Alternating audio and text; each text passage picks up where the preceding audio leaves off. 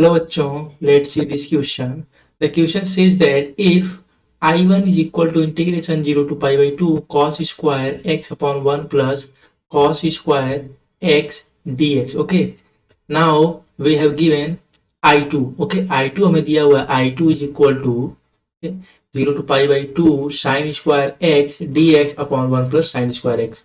Similarly हमारे पास I3 दिया हुआ है 0 to pi by 2 1 plus 2 cos square x into sin square x upon 4 plus twice of cos square x sin square x dx. हमें I1, I2 और I3 के बीच का रिलेशनशिप बताना है, ऐसा हमें ऑप्शन के थ्रू पता चल रहा है. ठीक है, चलिए यहाँ पे मैं की कॉन्सेप्ट डिस्कस कर लेता हूँ.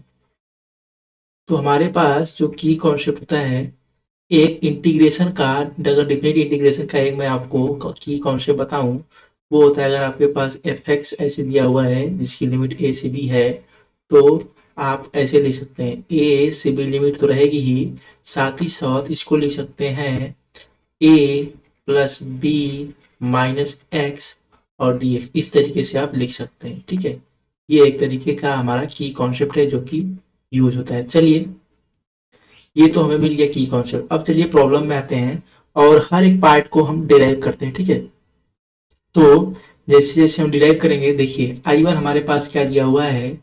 अगर मैं I1 की बात करूं तो वो है 0 से पाई बाई 2, यही है, cos square x upon 1 plus cos square x और डी एक्स है. ठीक है, तो मैं अगर वो प्रॉपर्टी इंप्लीमेंट करूं तो कैसे हो जाएगा, 0 से pi by 2 cos square pi by 2 minus x upon 1 plus cos square pi by 2 minus x D x. आपको यहाँ से क्या मिलेगा, इंटीग्रेशन की लिमिट सेम रखिए, ये हो जाएगा sign square x upon 1 plus sign square x और डी एक्स. ठीक है, चलिए प्रॉब्लम में देखते हैं. I2 हमारे पास क्या है, sign square x upon 1 plus sign square x और इंटीग्रेशन 0 टू पाई बाई 2, यही मिला हमें. ये क्या है, ये तो I2 इक्वल है. इसका मतलब हमें एक चीज मिली, I1 इक्वल टू I2, ये मिली. चलिए इनको मैं सर्कल कर देता हूँ. ठीक है, ये तो हमें ये मिल गया. अब देखिए I3 भी हमें कुछ दिया हुआ. ठीक है, तो I3 फाइंड करने के लिए मैं क्या करूंगा, यहाँ पे एक कॉन्सेप्ट लगाता हूँ. ठीक है, चलिए क्या कॉन्सेप्ट लगाता हूँ, अगर मैं I1 प्लस I2 करूँ तो क्या होगा, लेट्स चेक करते हैं. ठीक है, तो हमारे पास दिया हुआ है I1, जो प्रॉब्लम में दिया हुआ है वो है cos square x upon 1 plus cos square x, और ये जो लिमिट दी हुई है 0 टू पाई बाई 2, इसको हम एक साथ ले लेते हैं. क्यों, क्योंकि दोनों की लिमिट पाई बाई 2 तक है, 0 टू पाई बाई 2. तो ऐसे लिख सकता हूँ मैं, sign square x upon 1 plus sign square x, और इनकी लिमिट आप सेम रखिए 0 से पाई बाई 2 तक, और ये dx. ठीक है, अब चलिए मैं I1 प्लस I2 नीचे एलसीएम लेता हूं, तो नीचे एलसीएम ले लेंगे. ओके, चलिए इसको हम दूसरी जगह करते हैं, I1 प्लस I2. ठीक है, इसको सॉल्व करते हैं.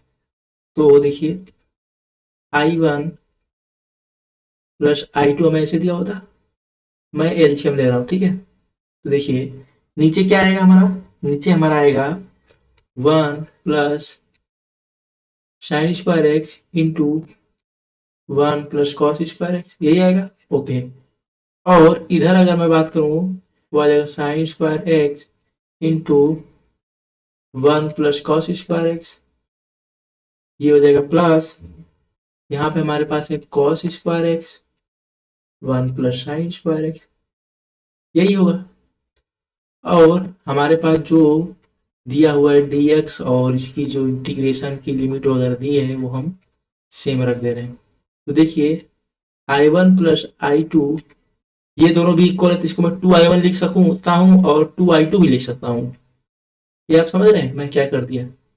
यस, अब देखिए यहाँ पे इसको सॉल्व करते हैं, तो ये हो जाएगा साइन स्क्वायर एक्स प्लस, और ये हो जाएगा sign square x into cos square x, ये होगा।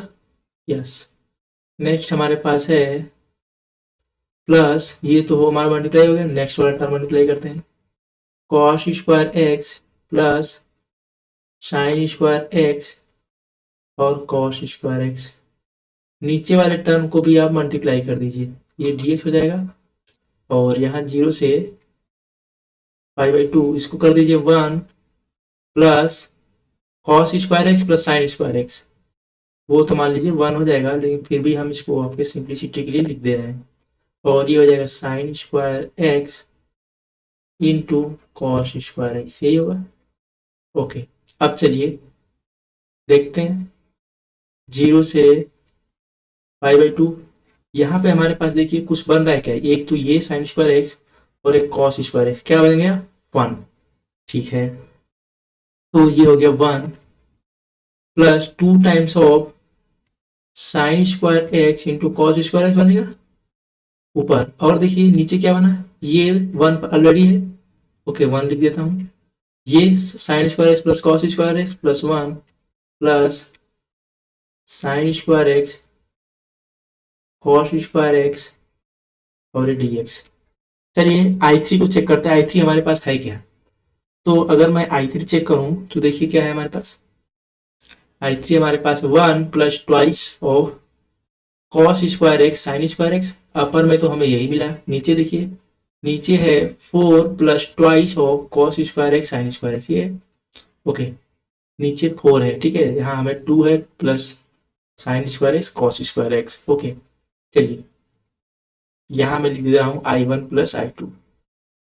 अब इसको कैसे लिखूंगा मैं, देखिए यहाँ पे अगर आपसे बोलूं मैं I1 plus I2 integration 0 to π/2, यहाँ देखिए ऊपर क्या है 1 plus twice sine square cos square, वही रखते हैं, 1 plus twice sign square x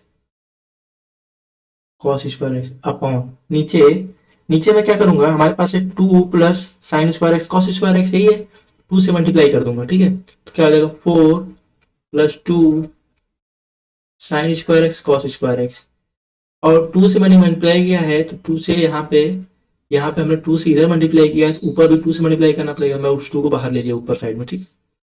अब देखिए ये क्या चीज है, ये अगर टोटल देखा जाए क्या है I3 है, 2 टाइम्स ऑफ I3 हो जाएगा।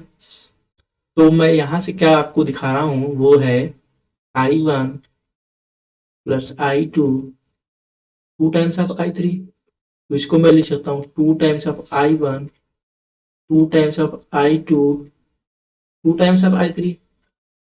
यहाँ से आपको मिल रहा है I1 equal to I2 equal to I3, यही मिला, यस। चलिए मैच करते हैं, तो हमारे पास जो सी ऑप्शन है वो यही रिप्रेजेंट कर रहा है, that is I1 equal to I2 equal I3, तो ये हमारा आंसर जो है करेक्ट हो रहा है, so C is our final correct answer. Okay, so I hope you understood it well, best of luck.